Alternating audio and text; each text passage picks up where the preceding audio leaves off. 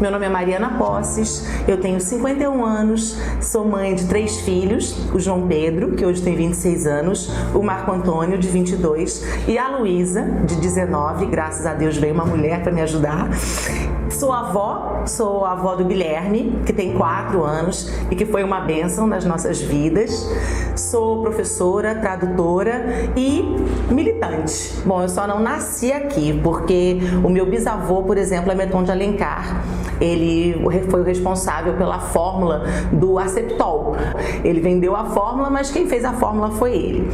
Pai da minha avó, Hortência Jaguaribe de Alencar, que se criou na casa que hoje é a maçonaria. A minha avó tão querida, convivi tanto com ela, sinto uma saudade enorme. Me contava que ficava na janela e meu avô passava e que assim era o namoro de antigamente. Minha mãe já nasceu no Rio de Janeiro, porque meu avô foi transferido para o Rio de Janeiro e conheceu meu pai, paulista, e lá no Rio de Janeiro eu nasci. Com 15 anos, vim morar aqui em Fortaleza com a minha mãe, porque ela era muito preocupada que o Rio era perigoso e queria que eu tivesse uma adolescência mais tranquila. Dizia que todo mundo aqui se conhecia, que ela conhecia as famílias e então que nós iríamos passar aqui 3 anos, dos 15 aos 18, quando eu já teria então uma maior independência. Eu frequentei o Colégio Batista, Santos Dumont, que eu tenho muito carinho. Lá conheci a grande maioria dos meus amigos, que a partir daí foram, enfim, se multiplicando, e mantive as minhas amizades, mesmo indo embora aos 18 anos, como programado pela minha mãe, voltando para o Rio de Janeiro.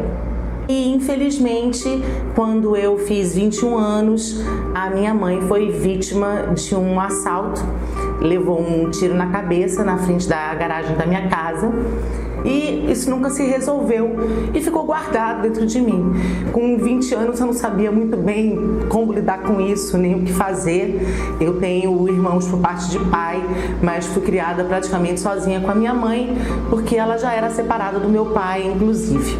Tive um filho, meu primeiro filho, João Pedro, e sofri nesse casamento um relacionamento abusivo. Passei por violência doméstica, passei por algumas coisas assim um pouco complicadas e para começar uma nova vida pensei em me mudar do Rio de Janeiro e imediatamente me veio Fortaleza, porque enfim era onde eu tinha os meus amigos, era onde eu me sentia segura, onde eu me sentia querida e voltei para Fortaleza com o meu filho João Pedro, já com 3 anos. Continuei, na verdade, a dar aulas de inglês, que era o que eu fazia lá no Rio de Janeiro, fazer tradução, fui coordenadora de escola de inglês durante muito tempo, dava treinamento para os professores, fazia tradução consecutiva. E depois de 25 anos, mais de 25 anos trabalhando com inglês, eu resolvi empreender em Fortaleza. E como eu adoro cozinhar, eu criei um food truck de pastel, o Pastel do Céu, que era de comer rezando. E conheci uma pessoa que foi muito importante assim na minha trajetória, conversando comigo. Um dia estava com alguns problemas, porque a filha tinha sofrido um sequestro relâmpago e tinha levado os bandidos para dentro da casa dela. Fortaleza, nessa ocasião, em 2013, já era um lugar assim muito perigoso, a violência não parava de crescer e aquilo me incomodava muito, porque meus filhos, então, eu casei novamente aqui, tive outros 2 filhos, meus filhos então adolescentes, saíam e a gente não sabe, se o filho vai voltar, se não vai. Vem uma preocupação muito grande de mãe. E essa minha amiga que sofreu esse sequestro relâmpago disse que ela queria fazer uma manifestação de rua. Por que você não cria um grupo para fazer uma manifestação de rua? E criamos, no caso, o grupo Fortaleza Apavorada, que aos poucos se tornou, na verdade nem aos poucos, de uma hora para outra se tornou assim um grande boom na cidade de Fortaleza. A gente via todos os carros passando com as mãozinhas vermelhas e a gente via todo mundo muito engajado. Com certeza foi assim um grito por socorro de toda uma cidade e por isso teve tanto sucesso. A gente conseguiu levar 10 mil, 15 mil pessoas às ruas. Aconteceu a manifestação, nada mudou. Eu resolvi sair do Fortaleza Apavorada junto com outra pessoa, a Lara, a gente criou um outro grupo chamado SOS Ceará. A gente queria dar ajuda às vítimas de violência, a gente queria participar e criar projetos sociais para afastar as crianças das ruas, para assim também tirá-las da possibilidade de entrar no mundo do crime. E assim foi.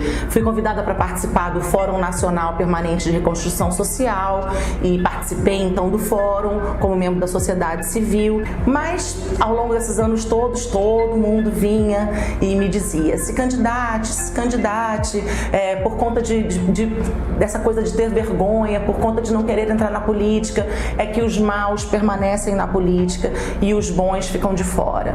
E isso tudo foi mexendo um pouco com a minha cabeça. Em determinado momento eu fui chamada para coordenar uma campanha, que foi a campanha da doutora Mayra Pinheiro para o Senado, e assim foi. Fui coordenar a campanha da doutora Mayra, a campanha, graças a Deus, foi um sucesso, ela obteve uma votação assim, bastante expressiva. Hoje é secretária da CEGETS, né, do Ministério da Saúde, do governo federal, e eu sinto um grande orgulho disso. E acabou que eu falei, realmente, eu vivo dizendo que as pessoas precisam renovar. Eu vivo dizendo que na política, enfim, a doença do Brasil, na verdade, é a corrupção. Eu vivo dizendo que a gente precisa mudar as coisas. E eu acho que eu estou sendo um pouco incoerente com as minhas próprias palavras se eu não me candidatar. Participo de várias ações sociais, sempre participei. Desde pequenininha, na verdade, eu participo de coisas voltadas para o social. Então, isso já faz parte da minha vida. Minha mãe era uma mulher caridosíssima, uma mulher de muita fibra, muita garra, e pensando muito na minha história de vida, eu resolvi aceitar esse desafio e hoje coloco meu nome à disposição como pré-candidata a vereadora dessa cidade que eu amo tanto, que me acolheu e que é Fortaleza.